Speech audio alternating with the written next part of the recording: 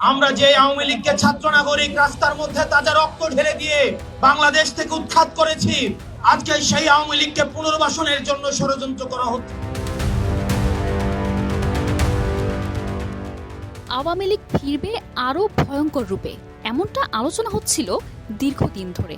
তবে ভয়ঙ্কর রূপে না ফিরলেও এবার রিফাইন্ড আওয়ামী লীগ হয়ে ফিরছেন তারা, এমনটাই জানিয়েছেন জাতীয় নাগরিক পার্টি এনসিপির দক্ষিণাঞ্চলের সংগঠক হাসনাত আব্দুল্লাহ।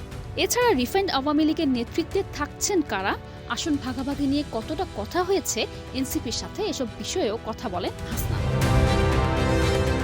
20 মার্চ রাতে নিজের ভেরিফাইড ফেসবুকে দীর্ঘ পোস্ট দেন হাসনাত। এই পোস্ট দেওয়ার ফলে তিনি বিপদে পড়তে পারেন বলেও শঙ্কা প্রকাশ করেন। তবে আওয়ামী লীগ নিষিদ্ধের প্রশ্নে কোনো ছাড় দেয়া হবে না বলে সাফ জানিয়ে দেন হাসনাত। হাসনাত আব্দুল্লাহ লেখেন, আমি সহ আরও দুজনের কাছে ক্যান্টনমেন্ট থেকে এই পরিকল্পনা উপস্থাপন করা হয় 11 মার্চ দুপুর 2:30টায়। আমাদের প্রস্তাব দেয়া হয় আসন সমঝোতার বিনিময়ে আমরা যেন এই প্রস্তাব মেনে নিই। আমাদেরকে বলা হয় এরই মধ্যে একাধিক রাজনৈতিক দলকেও এ প্রস্তাব দেয়া হয়েছে, তারা শর্ত সাপেক্ষে আওয়ামী লীগ পুনর্বাসনে রাজি হয়েছে। একটি বিরোধী দল থাকার চেয়ে একটি দুর্বল আওয়ামী লীগ সহ একাধিক বিরোধী দল থাকা নাকি ভালো। ফলশ্রুতিতে আপনারা দেখবেন গত 2 দিন গণমাধ্যমে আওয়ামী লীগের পক্ষে একাধিক রাজনীতিবিদ বয়ান দেওয়া শুরু করেছেন। পোস্টে হাসনাত উল্লেখ করেন, রিফাইন্ড আওয়ামী লীগ নামে নতুন যে ষড়যন্ত্র চলছে সেটির পরিকল্পনা পুরোপুরি ভারতের। সাবের হোসেন চৌধুরী, শিরিন শারমিন চৌধুরী ও ফজলে নূর তাপসকে সামনে রেখে সাজানো হচ্ছে এই পরিকল্পনা। হাসনাত লেখেন, আমাদেরকে আরও বলা হয় রিফাইন্ড আওয়ামী লীগ যাদের দিয়ে করা হবে তারা এপ্রিল-মে থেকে শেখ পরিবারের অপরাধ স্বীকার করবে, হাসিনাকে অস্বীকার করবে এবং তারা বঙ্গবন্ধুর আওয়ামী লীগ করবে এমন প্রতিশ্রুতি নিয়ে জনগণের সামনে হাজির হবে। পোস্টে হাসনাত দাবি করেন, এই প্রস্তাব সঙ্গে সঙ্গে নাকচ করে এনসিপি, সেই সঙ্গে আওয়ামী লীগের বিচারও দাবি করেন তারা। তবে প্রস্তাবকারীরা বলেন, আওয়ামী লীগকে ফিরতে কোনো ধরনের বাধা দিলে দেশে যে সংকট সৃষ্টি হবে তার দায়ভার হাসনাতের নিতে হবে এবং Awami League must come back.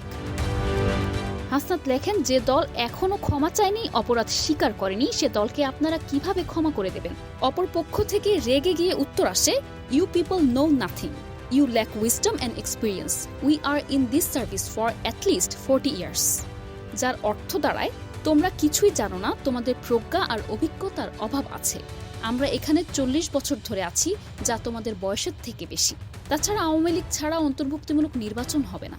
তিনি আরও লেখেন, এর উত্তরে বলি, আওয়ামী লীগের সঙ্গে কোনো ইনক্লুসিভিটি হতে পারে না। আওয়ামী লীগকে ফেরাতে হলে আমাদের লাশের উপর দিয়ে ফেরাতে হবে।